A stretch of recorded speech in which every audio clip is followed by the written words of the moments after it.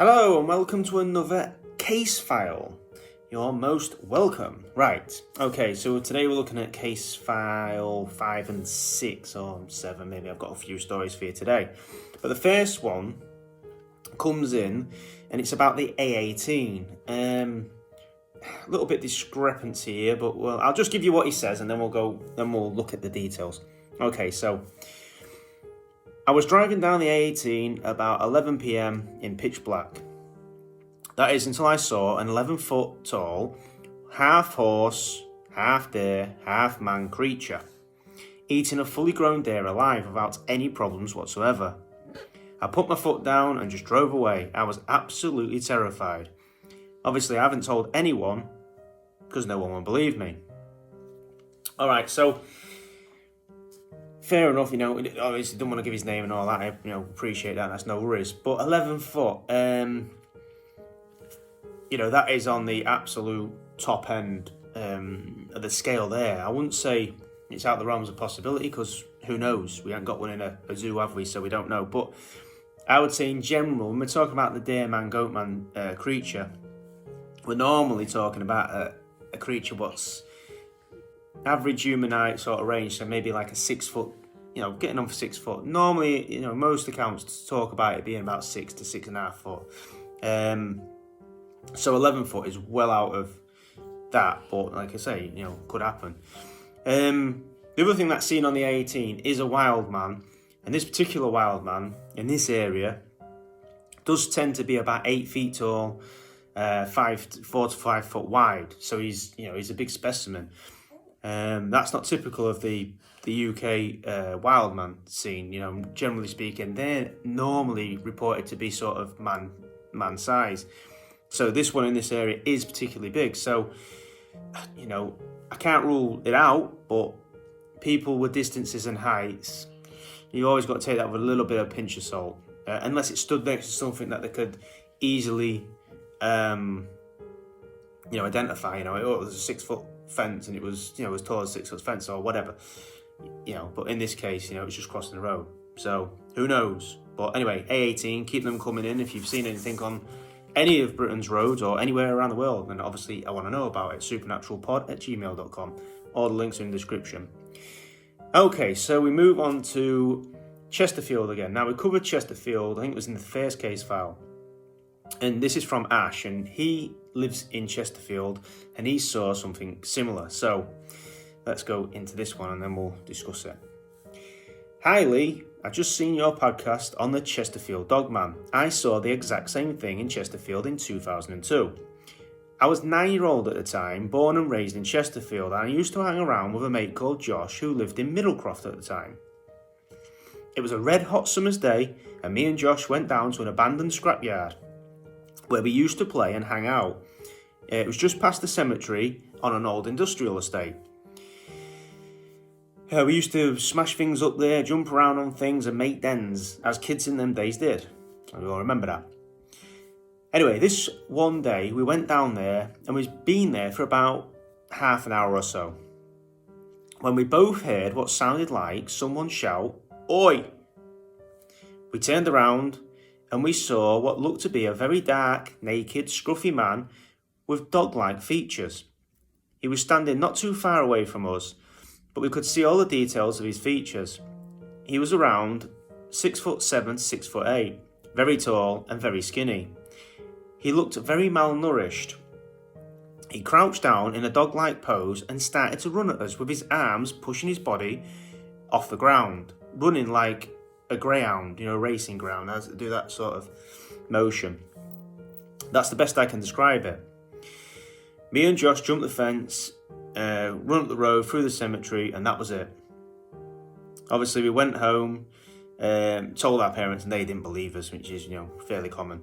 Obviously, a 9-year-old, there's no drugs, no alcohol, none of that stuff. Even though, I don't go down that route. I come out of the pub and you saw a UFO. So what? Anyway, 9-year-olds said none of that. Interestingly, Ash did seem to think that this thing wasn't out to hurt them, because if it was, then it would have, and it didn't. Had an ample opportunity, it could have caught them, but it didn't. It just chased them a bit and then let them go on the way. This creature, again, the malnourished thing, that comes up quite often. The lack of hair, again, with the Dogman in the UK, very, very common.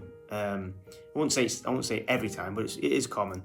No hair, the malnourished sort of look. Again, this thing had dog legs, so the almost the backward-facing knees, as you like, human-ish torso, and then like you've got the German Shepherd-esque face.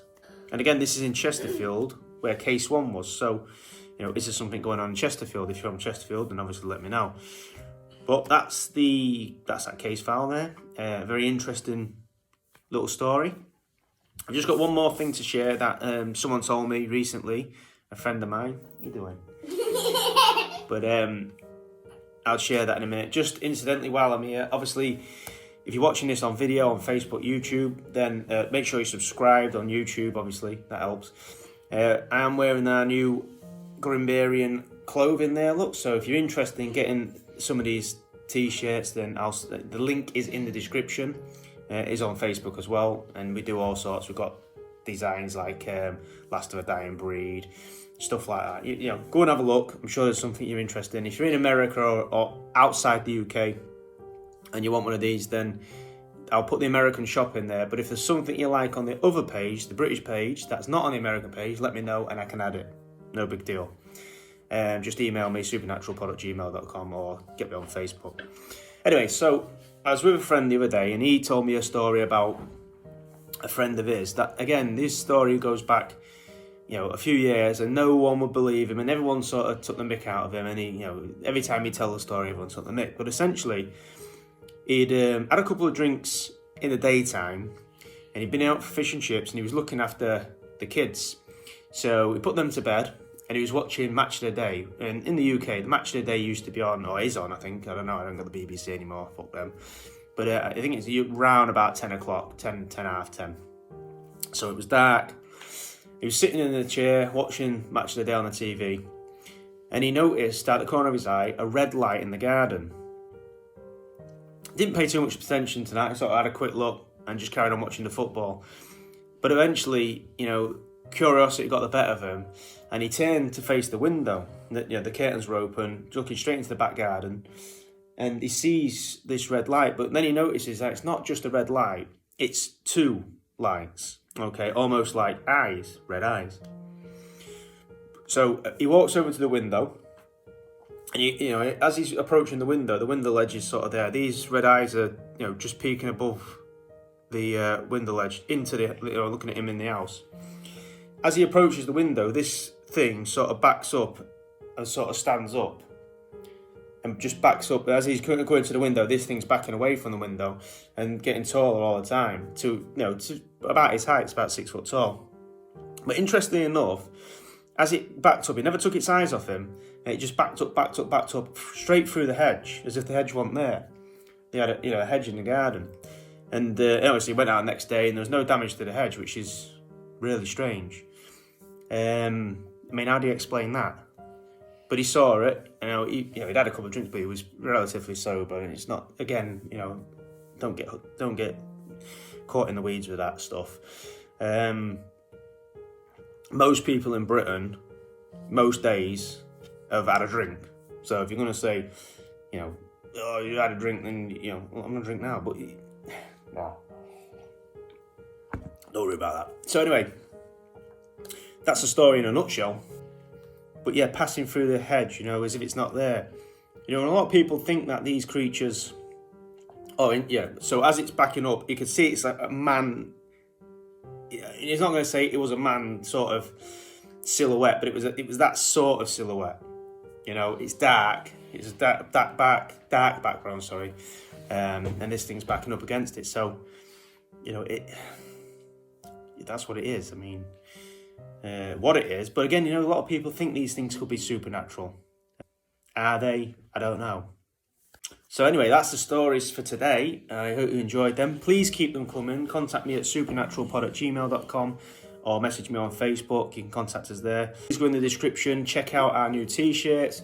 Also, I'll put the link to our TikTok in there. If you could join that, And that would help us out absolutely massively at the moment. We need to grow that TikTok, particularly TikTok channel. So if you could do that, thank you very much. But yeah, like I said, keep the case files coming in. They're interesting stories. Again, you don't have to give your name. That's just because you send me an email with your name, it doesn't mean I'm going to read your name out if you ask me not to. So don't worry about that. But yes, so thank you very much for joining me on this case file. I'll have another one as soon as the next story comes in. I'll present you with it. So thank you very much, and we'll see you on the other side.